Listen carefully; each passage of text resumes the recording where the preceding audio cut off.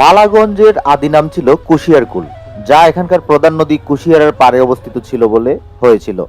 পরবর্তীকালে এখানে গড়ে ওঠে মদন মোহন জিউর আশ্রমের প্রভাবে নামটি পরিবর্তিত হয়ে যায় মদনগঞ্জ। মদন মোহন জিউ আশ্রমের সেবায়েতগণ হাতে প্রচুর পরিমাণে বালা পড়তেন, এর ফলে এখানে প্রচুর পরিমাণে বালা বেচা কেনা হতো বলেই বালাগঞ্জ নামকরণটি পরবর্তীতে হয়ে যায়। 46টি গ্রাম নিয়ে বালাগঞ্জ ইউনিয়ন পরিষদ গঠিত। আনুমানিক 24 বর্গ কিলোমিটার আয়তনে এখানকার লোক সংখ্যা আনুমানিক 30,000-এর মতো। 46টি গ্রামের মধ্যে বড় চর ইলাসপুর, কাজীপুর, ক্ষুদ্র লতিফপুর, চরবিতা, নোয়াপাথন, চকপীরপুর, পীরপুর, দিনারপুর, দক্ষিণ গহরপুর, বেড়াখাল, মজলিশপুর, রিফাতপুর। আমরা আজকে যাচ্ছি রিফাতপুর হয়ে। আমরা এখন যে রাস্তা দিয়ে যাচ্ছি সেটা রিফাতপুর গ্রামের রাস্তা। এছাড়াও আছে চরহাড়িয়া, চর সুবিয়া, গহরমলি, গুড়াপুর, চরভোতা, নারায়ণপুর, কালাখানু, বীরতনিয়া, রন্নপিয়া, সিরিয়া, সত্যপুর, আদিত্যপুর, তিলকচাঁদপুর, চরসুকিয়া, চরনাতা, গোপখানু, গোপীনাথপুর, মাদারীপুর, জগৎপুর, খাসিপুর, চাঁদপুর, প্রসন্নপুর, রাধাকোনা, করচারপাড়, কালিয়ারগাঁও, হাসামপুর, হুসেনপুর, বাকরবপুর, বুটপাতন, চর বয়াপাতন ইত্যাদি আরো অনেকগুলো নাম আছে। এখানে টোটাল অনেকগুলো গ্রাম, 46টা গ্রাম।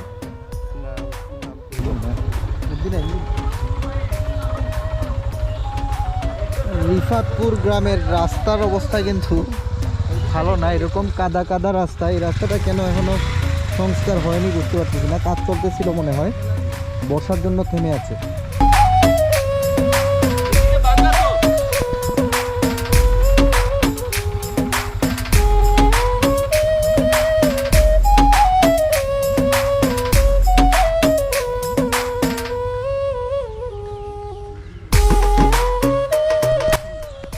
এদিকে আর বেশি দূর যাওয়া যাচ্ছে না, কারণ রাস্তাটা একদম ভাঙা।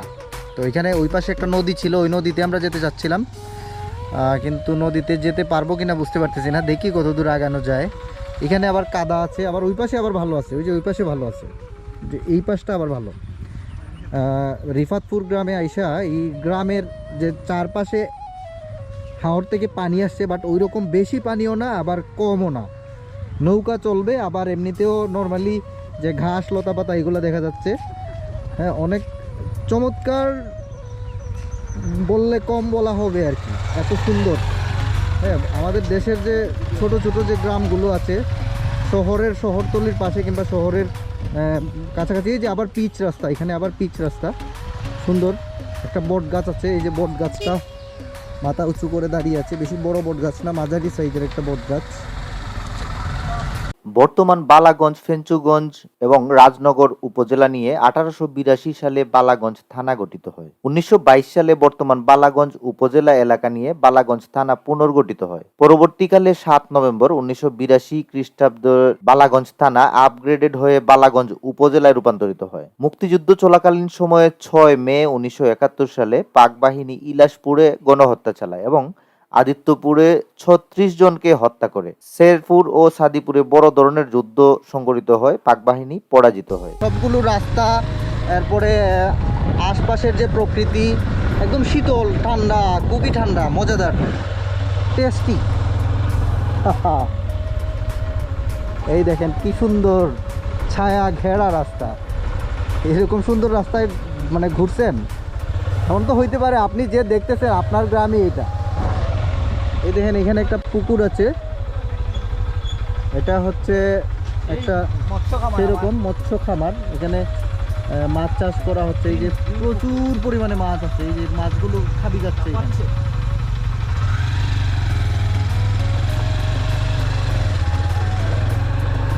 তো রিফাতপুর গ্রামটা অনেক সুন্দর। এই উপজেলার মধ্যে একটা সুন্দরতম গ্রাম এটা। আর অন্য যে গ্রাম আরও আছে অসংখ্য, সেই গ্রামগুলোতেও আমি আপনাদেরকে দু একটা গ্রাম দেখানোর চেষ্টা করব। আপনি যদি এই গ্রামের বাসিন্দা হয়ে থাকেন, আপনি আপনার লিস্টে থাকা অন্তত 5 জন বিদেশি বন্ধুকে শেয়ার করবেন, কারণ উনি ওনার নিজের গ্রামটাকে এইভাবে ডিসপ্লের মধ্যে, ওনার ডিভাইসের ডিসপ্লের মধ্যে দেখতে পেয়ে ওনার অনেক ভালো লাগবে। কারণ যারা দেশের বাইরে থাকেন তারা জানেন যে তাদের দেশকে তারা কতখানি মিস করেন। তো আপনি যদি এই ভিডিওটি আপনি আপনার গ্রামের বাসিন্দা হয়ে থাকেন এবং আপনি যদি এই ভিডিওটা দেখে থাকেন, তাহলে আপনি শেয়ার করবেন। আপনার একটা শেয়ার হয়তো আপনার বিদেশে থাকা একটা বন্ধুকে কিছুক্ষণের জন্য আবেগতাড়িত করবে। এটা হচ্ছে মসজিদ। আর ভিডিওর ইনফরমেশনে যে আমি কথাগুলো বলি, আমার কথার মধ্যে এই যে রিফাতপুর জামে মসজিদ, আমার ইনফরমেশনগুলোর মধ্যে যদি কোনো ভুল হয়ে থাকে তাহলে প্লিজ ক্ষমা সুন্দর দৃষ্টিতে দেখবেন। কারণ আমি সবগুলো তথ্য তো জানি না। হ্যাঁ, আমি ঘুরতে আসছি এবং আপনাদের যে গ্রাম সেটা এক্সপ্লোর করার চেষ্টা করতেছি। তো ওই এক্সপ্লোরটা ঠিক এটা ডকুমেন্টারি বলা যায় না, কোনো স্পেশাল কোনো কিছু না, ঘুরতে ঘুরতে গিয়ে মানে মজা করে করে শেয়ার করা, এটা অনেকে পছন্দ করেন। এবং আমি সরাসরি র ফুটেজটা আপনাদের সাথে শেয়ার করবো। এই যে আমরা এখানে আসছি, একটা ব্রিজ আছে এখানে, এই ব্রিজটা পার হব কিছুক্ষণের মধ্যেই। এদিক দিয়ে গিয়ে তাজপুর বাজারে ওঠা যাবে।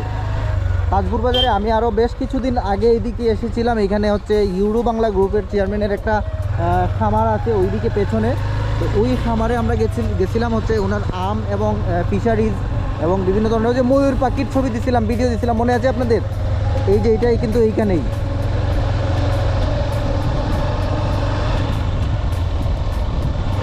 তো বর্ষাকালে এই গ্রামটা যে সুন্দর, আমি ভোরবেলা আসার চেষ্টা করব আরেকটা ভিডিও তৈরি করার জন্য আপনাদের এলাকায়।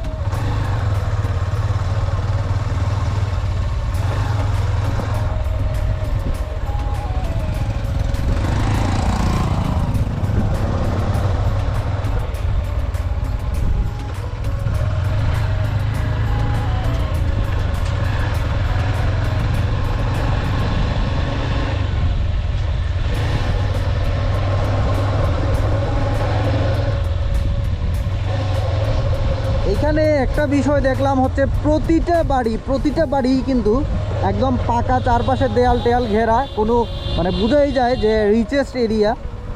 আপনি যদি ফেসবুক থেকে এই ভিডিওটি দেখে থাকেন তাহলে প্লিজ ফলো করবেন এবং একটা শেয়ার দিবেন। কারণ আমরা একটা ভিডিও তৈরি করতে অনেক পরিশ্রম করে তৈরি করি আপনাদের ভালো লাগার জন্য শুধুমাত্র। আর আপনি যদি ইউটিউব থেকে এই ভিডিওটি দেখে থাকেন তাহলে প্লিজ সাবস্ক্রাইব করে আপনি একটা শেয়ার দিবেন। আপনার বিদেশে থাকা যে কোনো বন্ধুকে শেয়ার করবেন, কারণ উনি বিদেশ থেকে নিজের এলাকাকে দেখতে পেয়ে ওনার অনেক ভালো লাগবে।